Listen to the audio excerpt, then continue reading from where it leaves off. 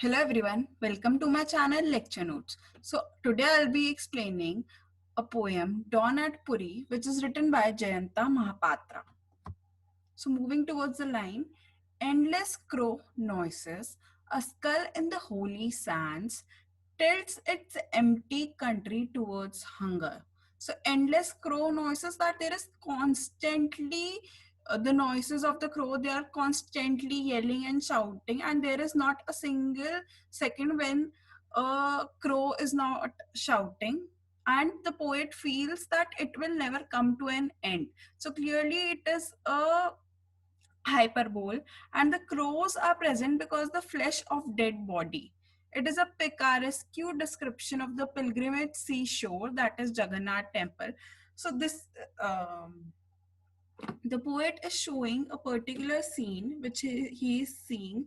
There is a dead body burnt, but it has not been burnt properly, therefore the skull is still shown. And when a body is properly burned, there are only ashes and not the skull. So clearly it shows that there was not enough fire or wood to burn the skull or the body, therefore the skull is left like this. Tilts it empty country towards hunger. So empty country and the skull symbolizes the condition of the poverty, or how much deep down this country is in poverty.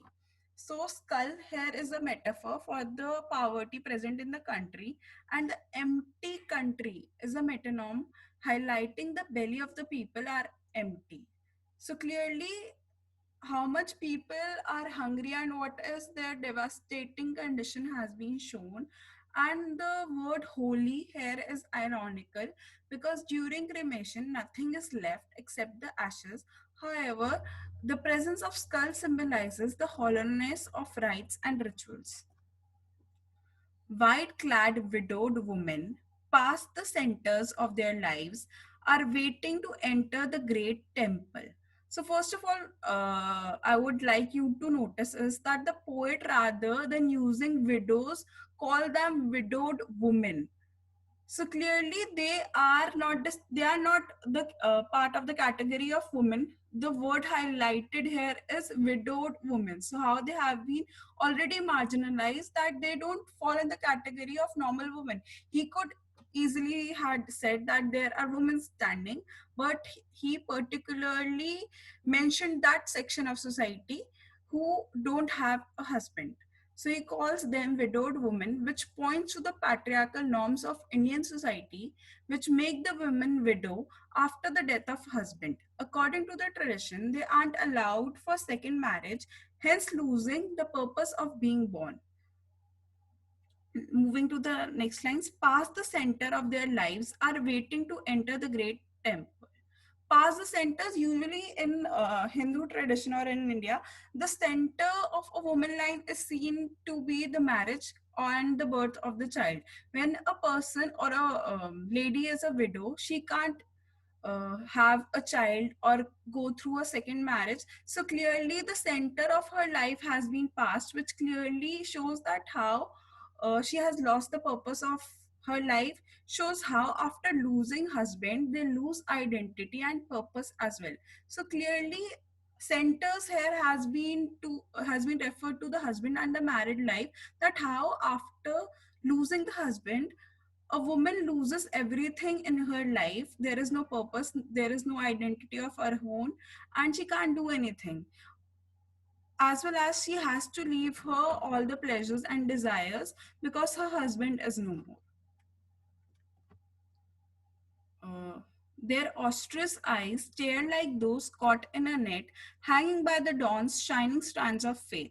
So, ostra here means without any desire or worldly pleasures and desire. So, first of all, I would like to tell you that earlier there was a sati system where the women were burned with the husband when he died, but later on it turned out to be a system where a woman could live her life, but she has to wear the white saris a particular tradition has been followed. She is not allowed to sleep on the bed. She is not able to have any colors in her life and have to eat that sattvic bhojan or not the spices, because she doesn't have anything spicy in her life. She is not able to eat also that.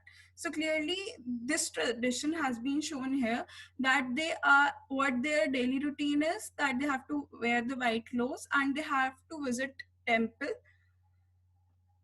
and the god is the only center for them right now. So their austere eyes stare like those caught in a net, hanging by the dawn's shining strands of faith.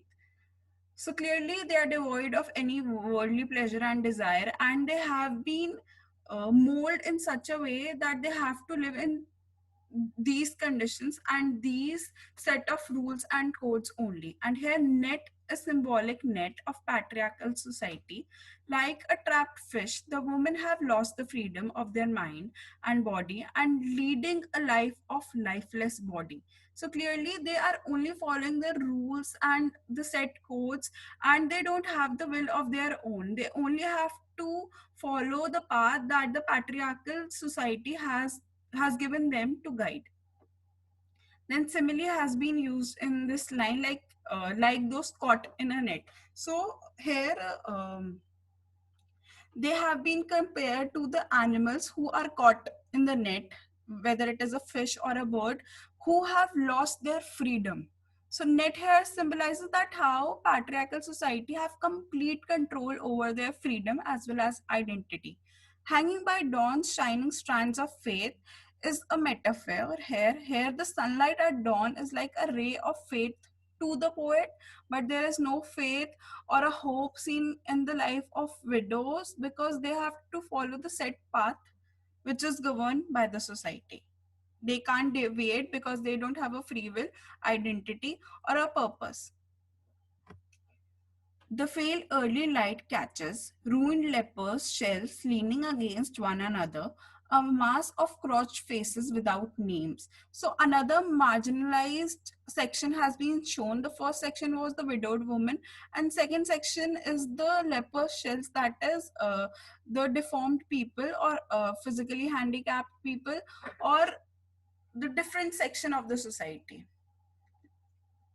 The leper shells in a poem, for example, is a personal metaphor.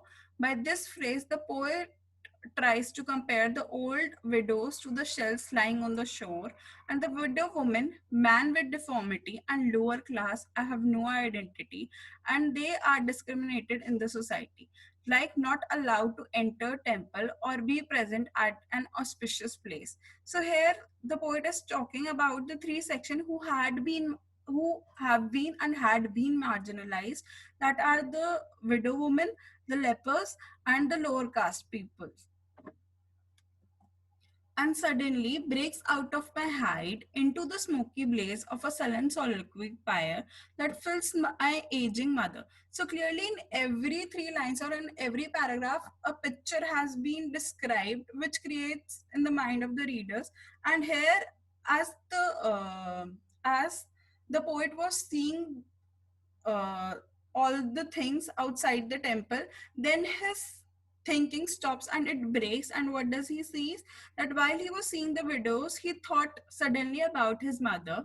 And this is an autobiographical element where he is thinking about his own mother.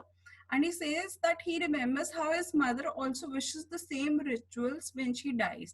That how Indian people are such still rooted towards their culture no matter what, and they still think that while at the place of Jagannath temple, it is seen to be the gateway of heaven, and if they are burned at that place, they will directly reach to heaven. So clearly here, his mother also has the same last wish to be buried in the same place so that their soul can directly reach to heaven.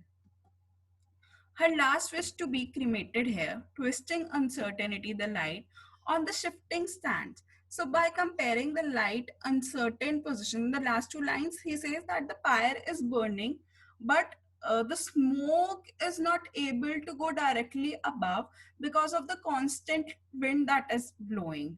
So he says that the tilting of the wind shows that the soul is not directly going to the god or to the heaven.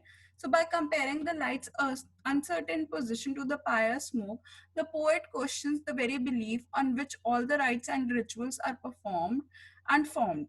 Hence, there is no dawn, not only the physical but also metaphorical.